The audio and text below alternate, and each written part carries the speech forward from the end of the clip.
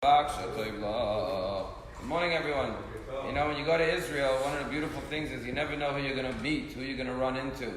And I was walking down the street, one of the streets in Yerushalayim, and who do I see? Natan Sharansky, the famous refusnik, was walking down the street. It's very easy to identify him because little short man, a giant of a person, but short in physical stature, and he always wears his green casquette. So he was actually once here for a Shabbos. I stopped, I reminded him, I spoke to him. He's always warm and friendly. He's actually coming back to Palm Beach this year to speak at the AJC dinner, if you want to hear him. But we were talking, and I was reminded of something that he once said. He wrote a book, and one of the things he said is, he talks about criticism of Israel. You know, there are a lot of people out there criticizing Israel. And they say, it's legitimate, you're allowed to criticize Israel. Just because you criticize Israel doesn't mean that you're not a friend of Israel. I love Israel, I just have criticism of Israel. And boycott and divestment and sanctions and all these things.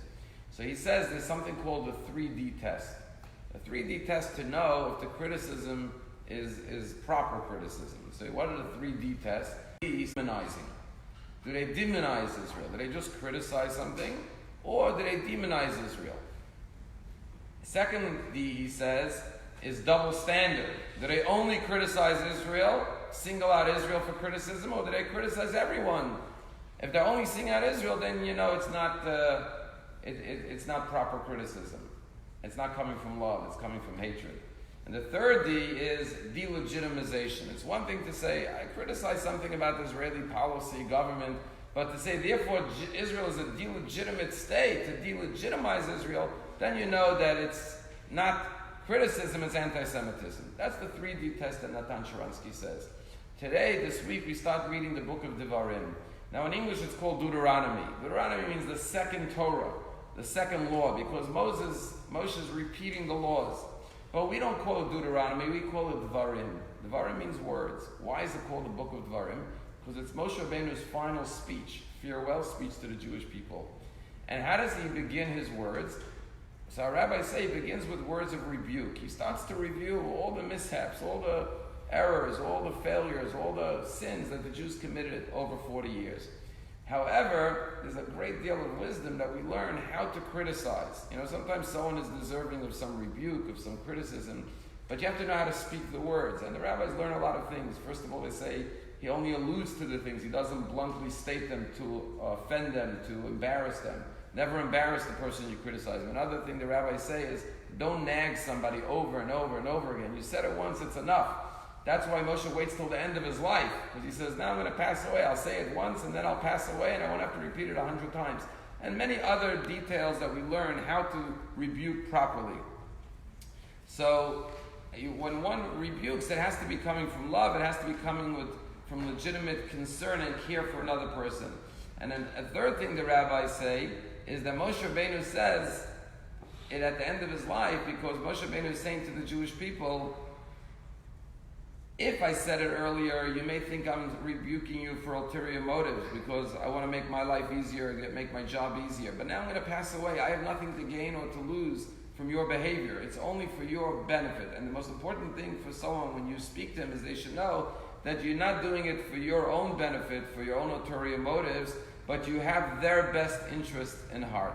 And when rebuke is said in that way, not like the 3 Ds with demonizing and double standards and delegitimizing, but it's done in a compassionate way, and it's done with character, that the person who's criticizing is doing it with integrity and with character and with truth.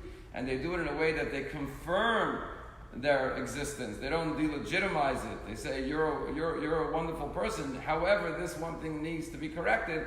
Then there's nothing more beautiful, as King Solomon says, that a wise person loves rebuke, but only when it's given in that manner. We all have to sometimes point out people's mistakes, whether it's friends or family members, but we have to learn from Moshe how to do it properly. Just conclude with a story about the Sfas Emes, one of the Ger Rebbes. When he was a young boy, he would stay up late and learn at night, and one night he stayed up with his chavrusa, with his learning partner, all night long. And as a result of that, he got very little sleep, and he overslept and he missed the minyan in the morning. So when his grandfather, the Chadush Yarun, came home, he said to him, why didn't you come to minyan? And he started to rebuke him, to say, listen, so important to come to minyan, to have the discipline to get up in the morning and daven with a minyan. You shouldn't oversleep. And he went on and he listened to everything. And he thanked his grandfather. When his grandfather walked away, his chavrusa, his study partner, said, "Why didn't you tell your grandfather that you were up learning all night? And that's the reason why you missed the minyan." He would have understood. He says, "I didn't want to interrupt my grandfather's beloved rebuke. I wanted to hear every word he had to say. There's so much love in his rebuke. I didn't want to miss out on one word. I let him say the whole thing." When rebuke is done lovingly and kindly, then it's the most beautiful thing in the world. Tragically, there was another horrific attack in Israel yesterday, and I was just in the Gush just a few weeks ago. And once again, we have to realize that the world's constant demonization and delegitimization of Israel is what leads to the justification of these attacks. And we'll wait and see how many news outlets and how many leaders will stand up and condemn this attack. Unfortunately, there'll be a great deal of silence, tragically.